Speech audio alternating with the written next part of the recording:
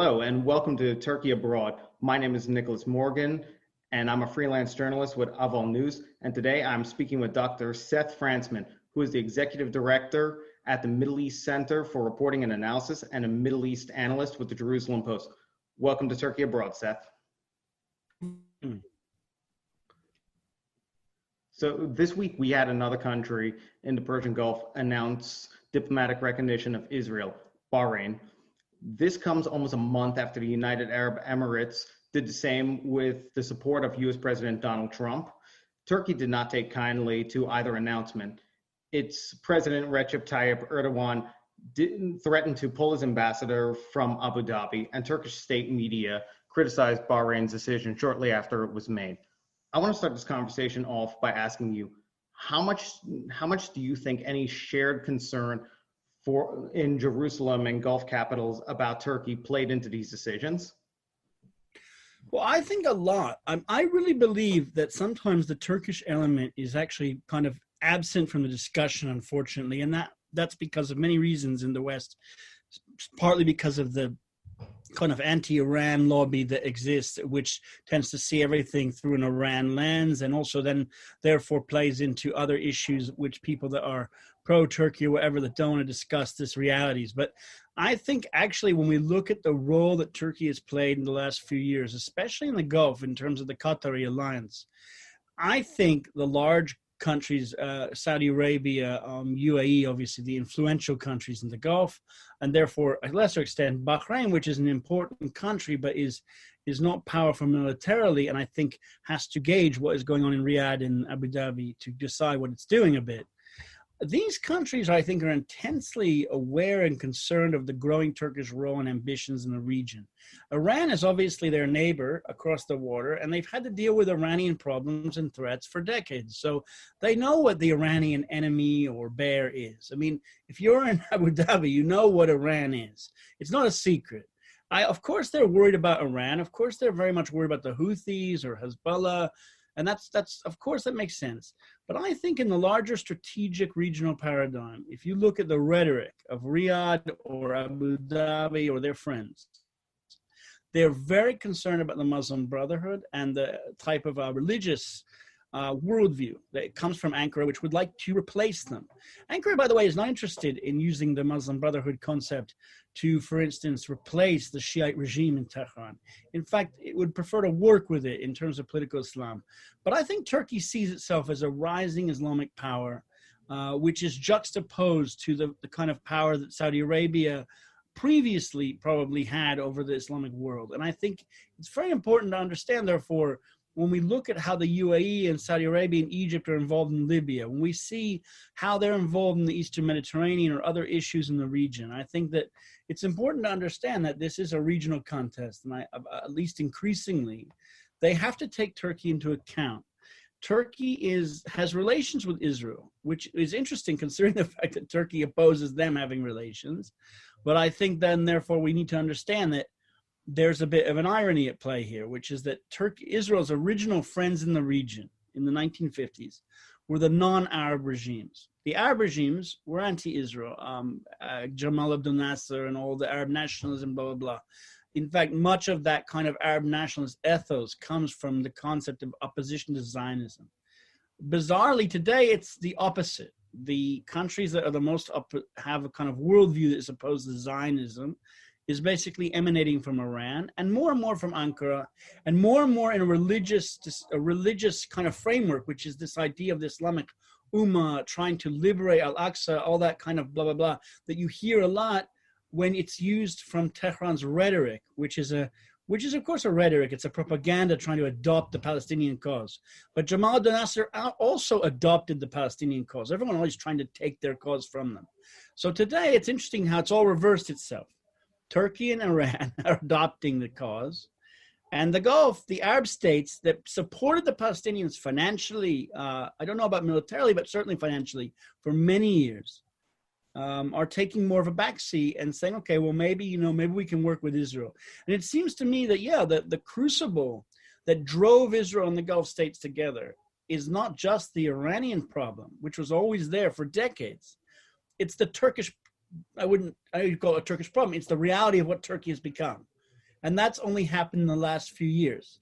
So I think that it's important to recognize that in just the last 4 or 5 or 6 years, as the Erdogan regime became closer to Qatar, during the Gulf crisis in 2017, the new leadership in Riyadh of MBS and his alliance with MBZ, all of that brought this together rapidly. And of course, the Trump administration is sort of the magic dust on top, which I think also accelerated this train, because we're just talking about processes, and these processes are all kind of moving on a track. And I get the sense that all of this, it's like someone put the hand on the throttle all of a sudden to kind of throw everything together.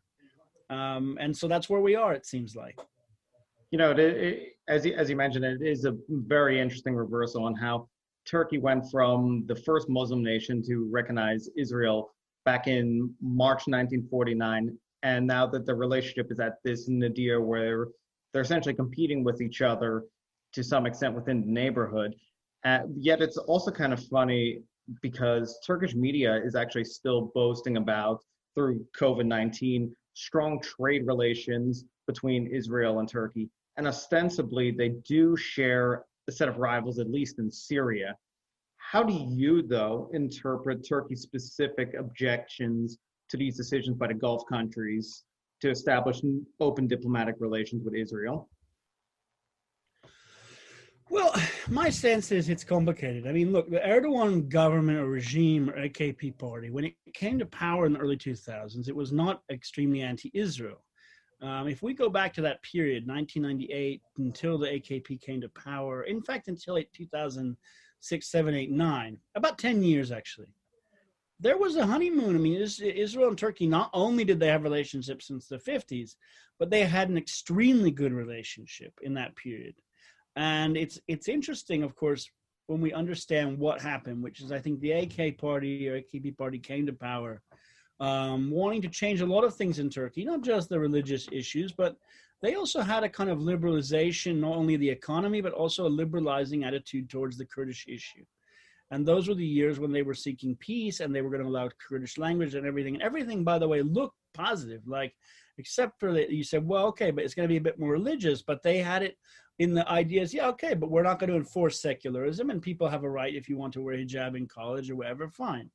So it looked like everything was good, but I think that behind the scenes, what happened was for a whole series of unfortunate incidents like the 2009 conflict with Gaza, which Turkey had been involved in peace negotiations between Israel and Syria and was very outraged by what happened. And they began to adopt this cause as much more of an Islamic cause. And I think that, you know, Turkey was openly, of course, more into Hamas because the AK party and the Hamas have roots in the Brotherhood. And I think that what happened is that there was a realization once, as you recall, Hamas was in Gaza and began to run Gaza in 2006. And there was a bifurcation of the Palestinians. And so all of a sudden, Turkey's role in the Palestinian issue was only a Gaza role because it wasn't able to broker things with the Palestinian Authority. And then you had the Arab Spring, and you had Morsi come to power in Egypt. And that looked good for Turkey because Turkey and Egypt could be allies. And when Morsi was overthrown in 2013, suddenly Turkey lost its Brotherhood ally there.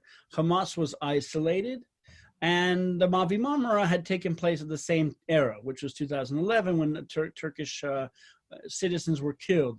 And again, an unfortunate incident, but of course, it's unprecedented for a country to organize a flotilla to try to break into another country's area. I mean, Turkey talks a lot about sovereignty, blah, blah, blah. So it would be a bit unprecedented for Israel to try to send a flotilla to Afrin, an area that Turkey illegally occupies. It would be strange for Israel to organize a flotilla to go to northern Cyprus to support Greek ambitions. So it's a bit insane what Turkey did, allowing this IHH to do this flotilla, but it allowed it. And then, of course, there was a clash. So I think that we look at those kind of little waypoints along the way. And look, Turkey then became, or at least the government of Turkey became extremely hostile to Israel. I mean, demonstrably, symbolically hostile, but also openly hostile in terms of Erdogan storming off stage when he was speaking with Paris and all these things. I think they were at Davos or whatever. And then, of course, the ambassadors were thrown out and all of that. So when the Trump administration came to power, Turkey thought that the Trump administration would be a very close ally because Turkey was very close with some people that were close to Trump, including the first national security advisor, Mr. Flynn.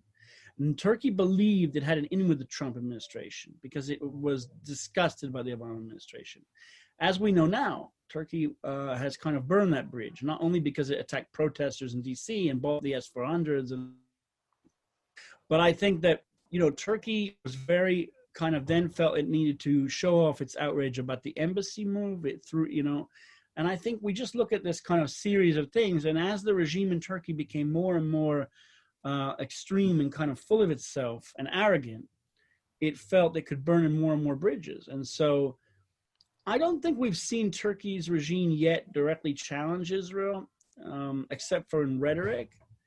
And I think the question is then when we get to that point, because, you know, it doesn't want more relations with Israel in the Gulf. It desperately does not want the East Med pipeline and things like that. And so I think we're looking to the point where, you know, when does Turkey decide that it needs to revive the Hamas issue? You know, they've been hosting Hamas a lot with 2 red carpet meetings this year already. So I would say that we're looking at a emerging problem there. And the question is when that will happen. I think that so far it's just this rhetoric. You know, Turkey, it's very easy for the foreign ministry in Turkey, which anyway daily generates crises and insane, crazy things that they say to slam Europeans. So it's very easy for them to release a statement bashing the Bahrain or whatever. Like, it's the norm in Turkey.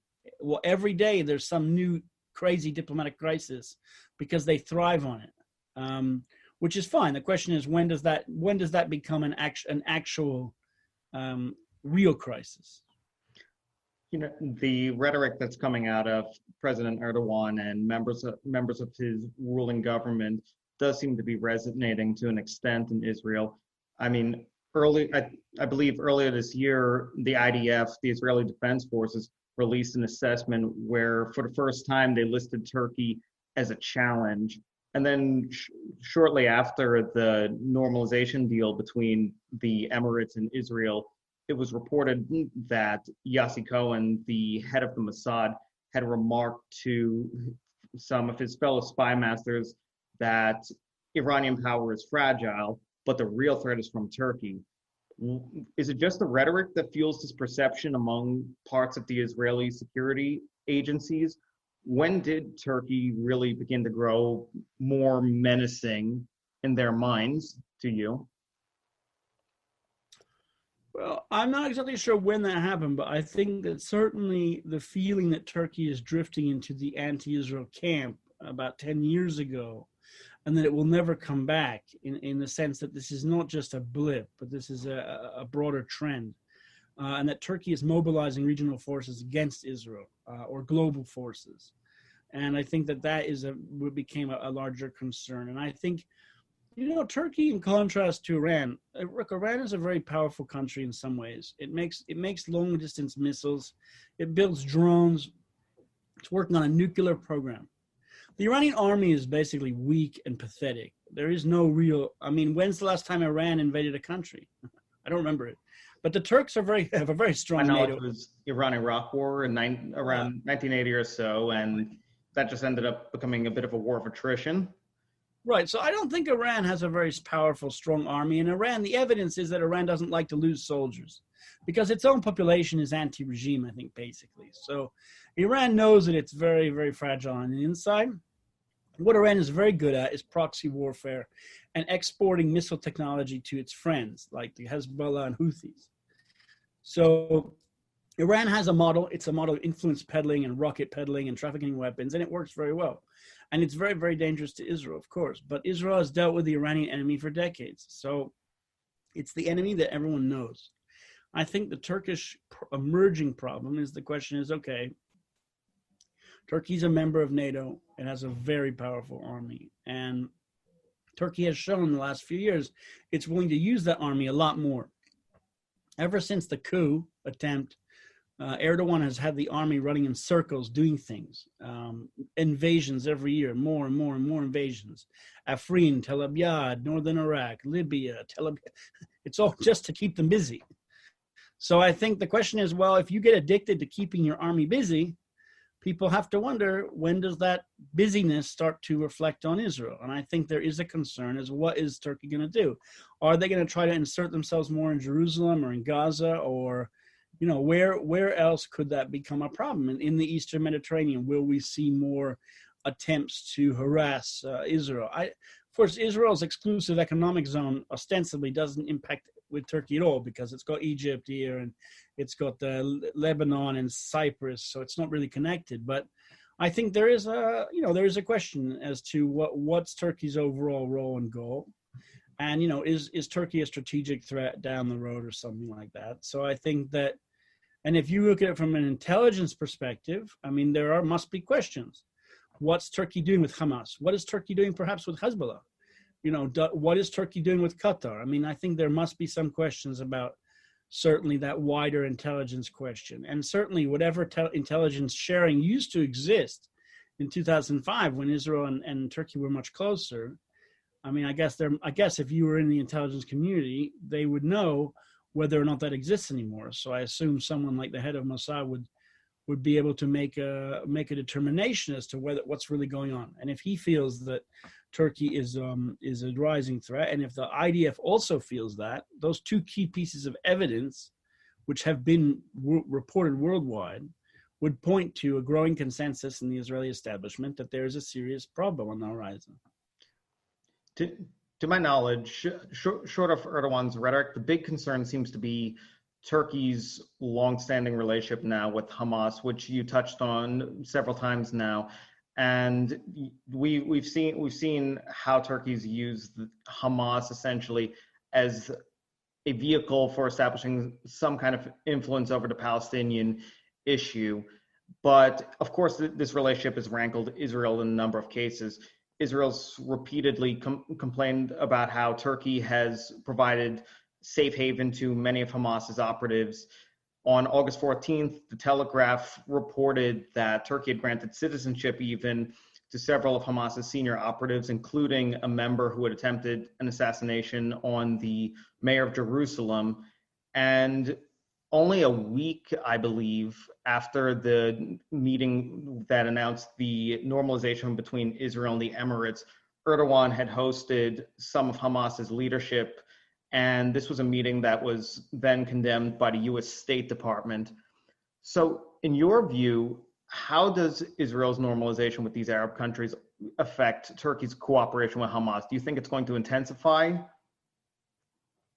Yeah, I would think that if you're Turkey, you have to find a way to balance this. So they would need to intensify that. I would assume that that's part of the imagery of those meetings and the red carpets. And I would think that, if you look at Hamas also went to Lebanon after that to try to purchase up some influence there, hanging out with Hezbollah, hanging out with in the refugee camps with lots of guns and stuff. So it would seem to me that that's symbolic. I mean, Hamas goes and meets with, Erdogan, and that's kind of maybe their big benefactor a bit with Qatar. I mean, and then they go to Lebanon and hang out with Hezbollah, which would seem to me, that would tell you that the big myth of the kind of Sunni Shia sectarian divide is a bit of a myth. And in fact, Hamas, Hezbollah, and all these extremist political Islamic groups actually are all basically the same, or they all on the same side, at least when it comes to Israel on certain issues, hatred of the Gulf, for instance. And that's what Turkey, I would think, would want to operationalize that at some point. I don't know. Turkey has a very thin line it has to walk right now, which is that Turkey is still a member of NATO. It's a member. It works for the EU and UN. It poses as being a kind of normal stabilizing country, even though in fact it's obviously a destabilizing influence, and it's involved in the illegal occupation of Syria, illegal weapons trafficking to Libya, and all these things. But I think, there may be a bridge too far for Turkey, which is if evidence were to emerge that it was involved in any Hamas plots against Israel, that would really burn a bridge with the Trump administration. And I think that Turkey certainly would be worried about alienating the administration too much, because it doesn't, as you know, Turkey openly opposes the Biden's campaign for the presidency. So the country would have a problem if it were to bash both of them.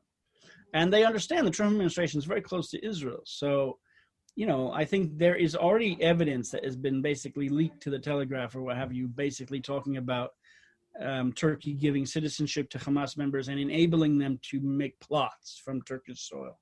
So that was designed, I would think, to embarrass Turkey, whoever leaked that. So therefore, the leak was involved in having a press report that would make Turkey kind of climb back. And Turkey's not stupid. I mean, the people that run Turkey are certainly very smart people, even if Erdogan's team is a demagogic, populist, extremist team that is going in the direction of extremism. I think that it certainly has proven itself not stupid. It's run the country for a long time. So I think they would have to weigh their options in terms of, okay, well, what do we do with Hamas, and how do we get back at the Gulf states for this recognition? And obviously, if you've heard Iran's rhetoric, it's that they've hinted at military types of actions or undermining regimes or whatever. We know what Iran is capable of in that end. I don't think we know what Turkey's capable of yet, because Turkey so far is basically, its role is Afrin, Tel Abyad, northern Iraq, Libya. Turkey likes to prey on weak areas and kind of move in and Turkify them, which is people say it's neo-Ottomanism or whatever. But okay, but what's it going to do down in Gaza or down in the Gulf? I think we haven't seen that yet, and that's a hand that Turkey's maybe not ready to play. Yeah, and Turkey, at least compared to Iran, does not have the history of any established networks and connections that Iran has fostered over the years, at least within Lebanon and among groups like Hamas. But moving over to Iran now, I think it would be important to point out how Turkey this week had met with Iran's leadership. Erdogan met with Rouhani, and they talked about new areas of cooperation post-COVID-19. And this also came just before the announcement related to Bahrain. And shortly afterwards, speaking to the Tehran Times, Hamas's representative in Iran called on both countries, along with Qatar, to formalize an alliance against Israel. How do you view Turkey's relationship with Iran? And do you think there's enough shared interests between the two of them for them to actually formalize any sort of regional alliance?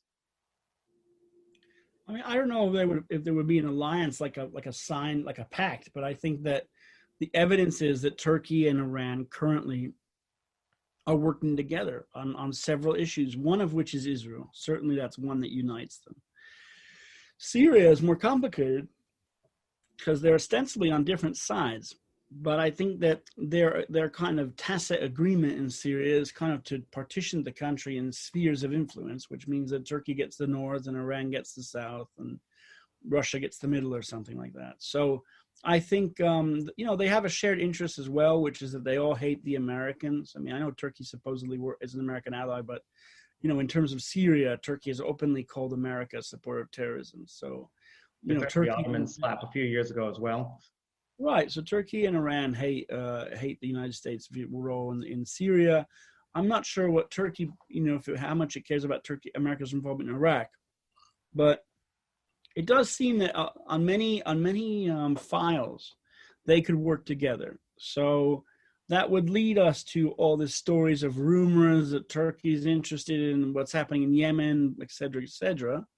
And I think we have to wonder about down the road, will there be a Turkey-Iran, not alliance, but I would think a growing consensus of emerging interest, because Turkey is very obvious. Like the regime, at least, is pretty clear what it says.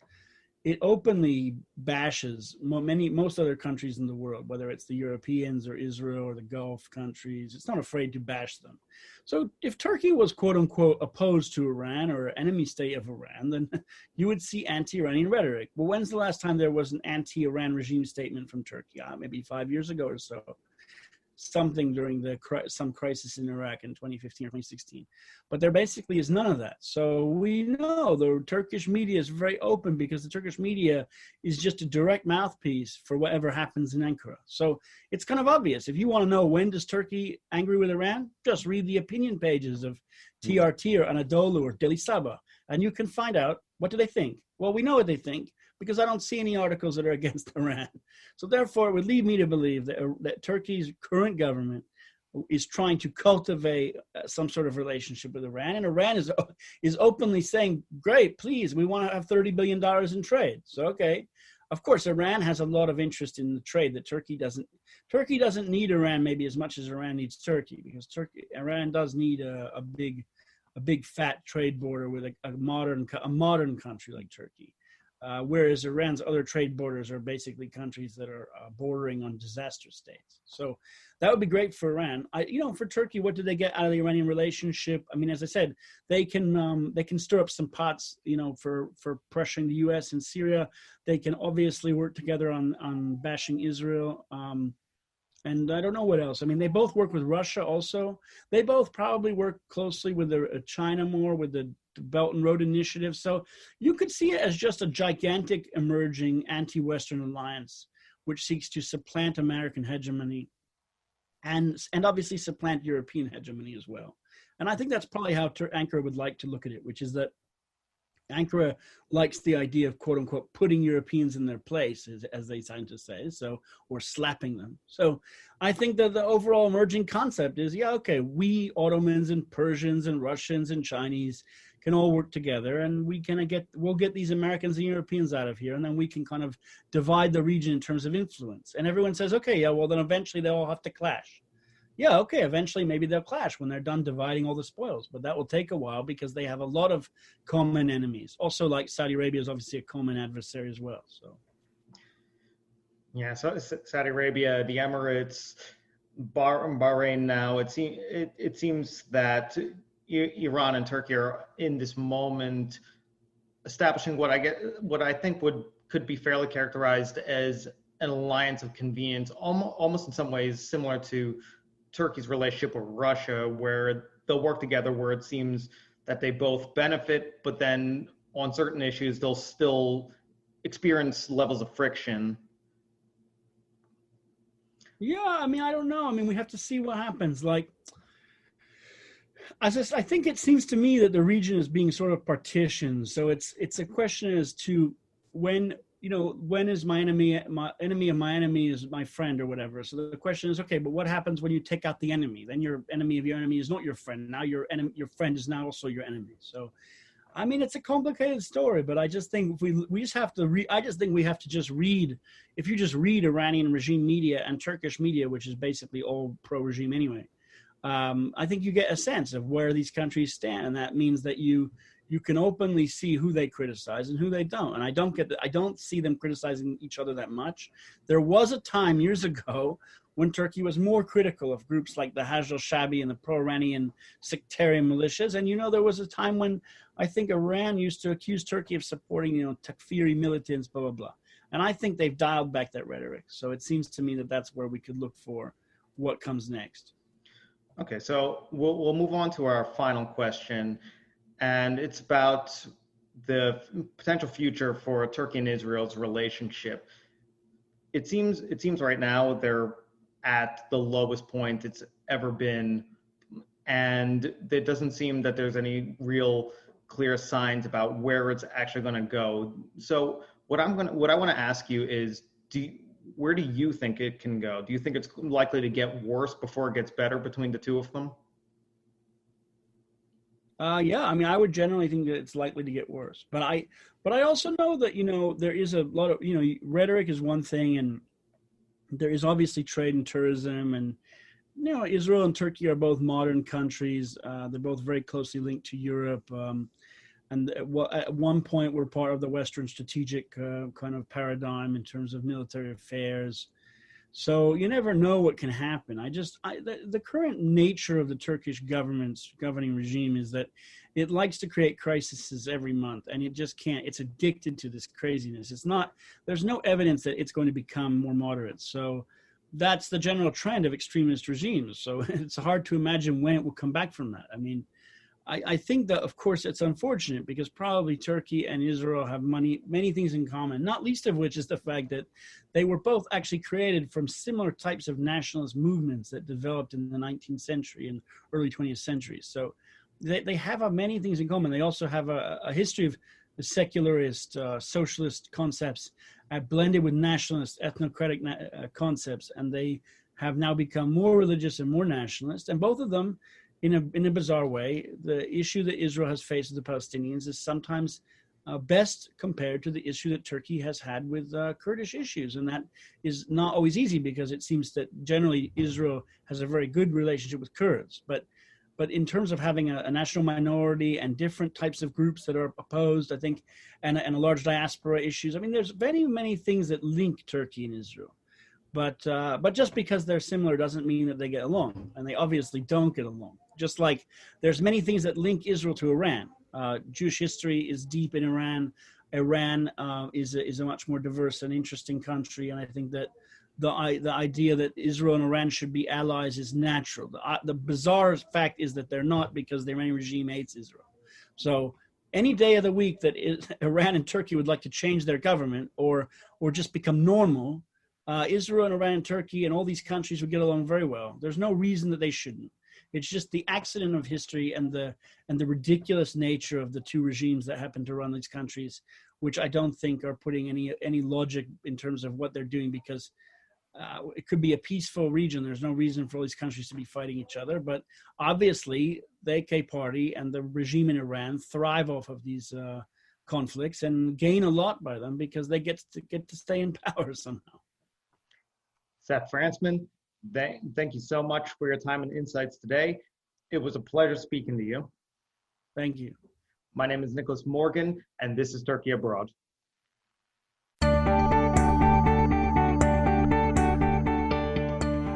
You can follow Ahval News Online podcast series through Apple Podcasts, Spotify, YouTube, Google Podcasts, SoundCloud, and Spreaker.